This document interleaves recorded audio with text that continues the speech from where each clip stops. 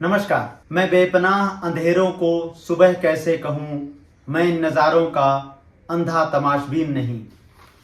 जी हाँ, supreme court ने यही कहने की कोशिश की है जब गुजरात सरकार ने बिल्किस बानो के दोषियों को समय से पहले रिहा कर दिया और इस रिहाई में उसने सभी नियम कानूनों को तोड़ मरोड़ कर कचरे के डब्बे में फेंकने की कोशिश की। तब सुप्रीम कोर्ट ने एकदम यही बात कहने की कोशिश की।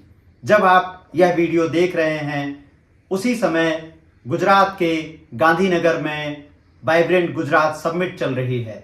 इस समिट में देश के तमाम उद्योगपति शामिल हैं, देश के सभी वह लोग शामिल हैं जो इस सरकार को बल देने की बात करते हैं, देश में विकास करने का दावा करते हैं। इन्हीं में से एक उद्योगपति वह भी हैं जिनकी कंपनी ने मुझसे कहा था पहले इस्तीफा फिर किताब।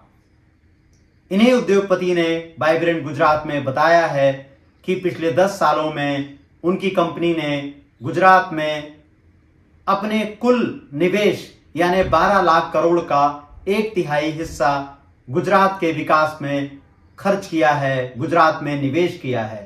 तो ऐसे समय में जब बड़ी बड़ी कंपनियों के गुजरात में निवेश के दावे किए जा रहे हैं, नागरिकों के जीवन का क्या मूल्य बचता है? यह बात इसलिए महत्वपूर्ण है क्योंकि एक दिन पहले ही सुप्रीम कोर्ट ने गुजरात सरकार को झूठ बोलने का दोषी पाया है। ध्यान दीजिए, सुप्रीम कोर्ट ने कहा है कि गुजरात सरकार ने अदालत में झूठे तथ्य रखे और अपने अधिकारों का अतिक्रमण करते हुए बिल्किस बानो के बलात्कार और उनके परिजनों की हत्या के दोषियों को रिहा कर दिया। सुप्रीम कोर्ट ने कहा है, गुजरात सरकार ने सुप्रीम कोर्ट को यह नहीं बताया कि सजा माफी का अधिकार उसका नहीं है बल्कि महाराष्ट्र सरकार का है। इसलिए हम अपने मई 2022 के उस फैसले को भी रद्द कर रहे हैं जिसमें दोषियों की अपील पर गुजरात सरकार को फैसला देने के लिए कहा गया था। यह धोखाधड़ी का मामला है। ध्यान दीजिए, सुप्रीम कोर्ट कह रहा है यह धोखाधड़ी का मामला है गुजरात सरकार के लिए। सुप्रीम कोर्ट ने यह भी कहा कि दोषियों और गुजरात सरकार ने तथ्य छुपाए हैं। इसके बाद क्या होना था? इसके बाद इन सभी दोषियों को जेल अधिकारियों के सामने सरेंडर करना था और यह काम गुजरात सरकार का था। लेकिन 9 दोषी लापता हैं। यह दोषी कहां हैं और इनको वापस कौन लेकर आएगा, यह एक सबसे बड़ा सवाल है और आज के अखबारों में यह खबर कहीं नहीं। ध्यान दीजिए, यह जो हिंदी मीडिया है जिसको मैं हिंदू मीडिया कहता हूं, तो अनेक लोग नाराज हो जाते हैं, गुस्से में मुझे संदेश भेजते हैं और धमकियां भेजते हैं कि मैं इनको हिंदू मीडिया क्यों कह रहा हूं। मैं इसीलिए इनको हिंदी मीडिया को हिंदू मीडिया क्यों कहता हूं। आप देखें आज के सारे अखबार, आपको यह खबर कहीं नहीं मिलेगी। जबकि ऐसे अखबार जो पूरे भारत में सबसे अधिक पाठक होने का लगातार दावा करते हैं, उन सभी के रिपोर्टर गुजरात में मौजूद हैं।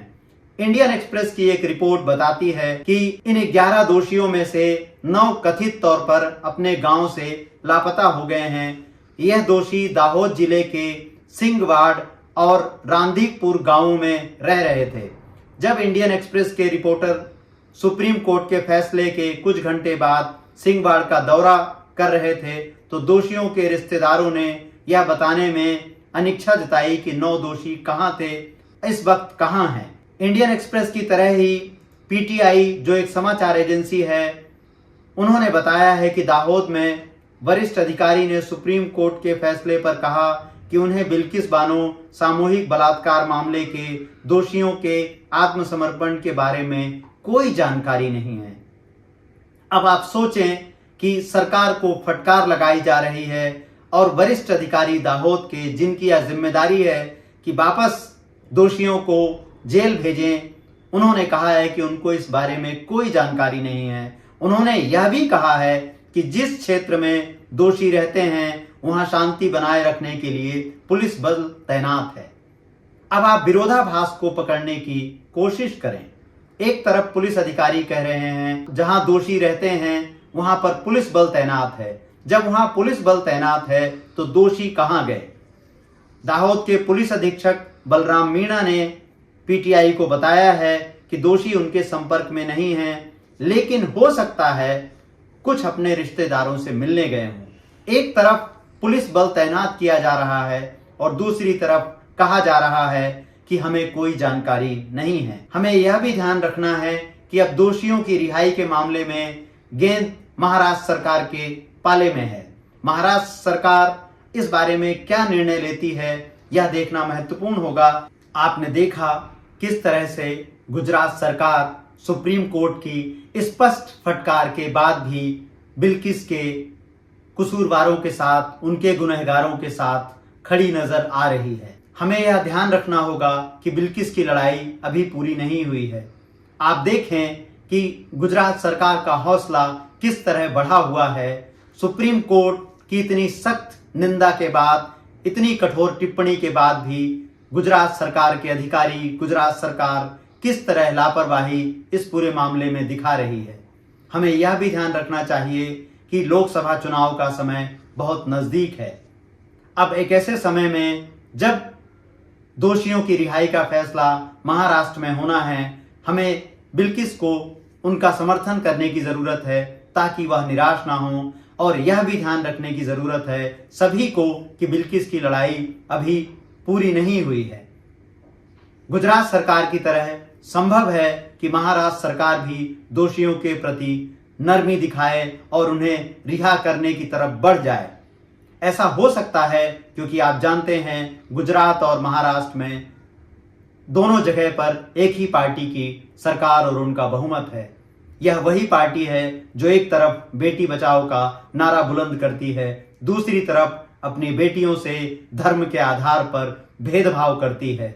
आप जरा सोचिएगा, परिवार में इस बारे में बात कीजिएगा, दफ्तरों में बात कीजिएगा, जहां कहीं आप रहते हैं वहां बात कीजिएगा कि अगर बिल्किस की जगह पीड़िता कोई हिंदू होती और अगर यह दोषी हिंदू की जगह ना होकर किसी दूसरे धर्म के होते तो क्या राज्य सरकारें इसी तरह उदारता दिखाती और उनके लापता हो जाने पर हमारा मीडिया चुप रहता? यह नोएडा का मीडिया चुप क्यों है? यह नफरती मीडिया चुप क्यों है? इतने बड़े बड़े अखबार, इतने बड़े बड़े संस्थान, उनके रिपोर्टर कहाँ हैं?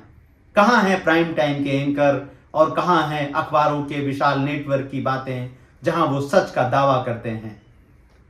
तो नजर बनाए रखिए, ध्यान रखिए कि बिल्किस के साथ जो कुछ हो रहा है वह हम में से किसी के साथ भी हो सकता है। नागरिकों को विभाजित करने की इस कोशिश का पुरजोर विरोध करें।